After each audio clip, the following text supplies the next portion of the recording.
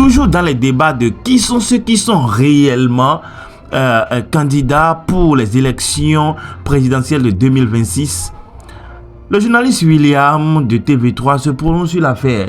Il aborde quelques sujets intéressants et il argumente très bien. Je pense que nous devons l'écouter.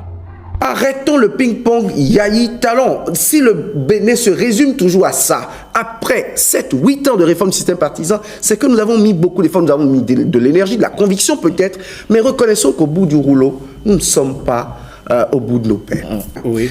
Vous savez, sur la question des primaires, je crois avoir lu les textes fondateurs de la plupart des partis politiques, des plus gros partis politiques de notre échiquier. Au Bénin? Oui, j'ai l'impression que je n'ai jamais vu primaire nulle part. Ils ont trouvé de petits mécanismes pour éviter dans leurs textes la question de primaire. Ils ont plutôt, pour toutes les fois, parlé de comités ou de commissions qui enregistraient les candidatures à l'interne. Et vous voyez la prééminence, l'hégémonie en matière de pouvoir des plus hautes instances de ces partis politiques dans la désignation des candidatures. C'est pour cela que vous le souffrirez toute votre vie, mais quel que soit ce que vous ferez à la base, c'est celui que le parti aura désigné comme tête de liste, comme deuxième sur la liste, qui passera, et pire, celui que le parti aura choisi comme candidat. C'est peut-être cette logique qui fait que les gens ne voient pas que c'est dangereux de dire que 3, 4, 5 hommes s'enfermeront dans un parti dit grand, dit d'envergure nationale, un parti dit puissant, un parti qu'on finance avec les fonds publics,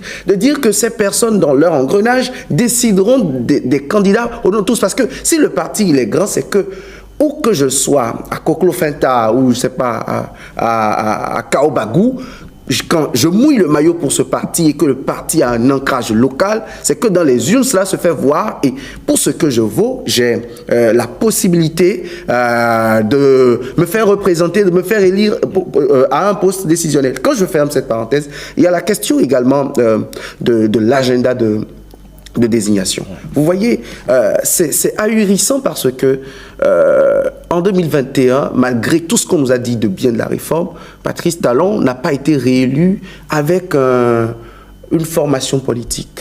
C'est-à-dire, il n'y a pas un parti qui a porté Patrice Talon, et Patrice Talon est revenu au pouvoir avec ce parti politique. On aurait pu dire c'est la première expérience avec... Et regardez les partis qui ont concouru avec Patrice Talon, les deux autres duos.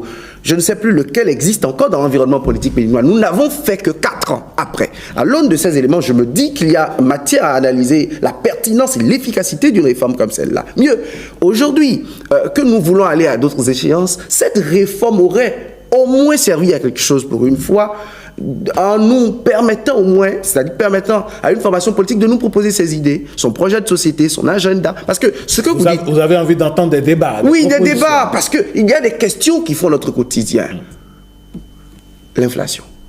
Le riz coûte ce qu'il coûte au Bénin. C'est une évidence. La question de la sécurité, excusez-moi, tous les mois, il y a au moins un communiqué d'une position de notre armée attaquée, des enfants de ce pays qui tombent, les moyens de l'État mis à l'eau parce que c'est beaucoup d'argent pour lutter contre le terrorisme, c'est de la stratégie militaire et on continue de défier l'efficacité des forces de défense et de sécurité du Bénin. C'est une évidence. Il y a la question de l'éducation, on en viendra tout à l'heure. Vous avez envie d'entendre les débats, des propositions, se prononcer et faire des propositions.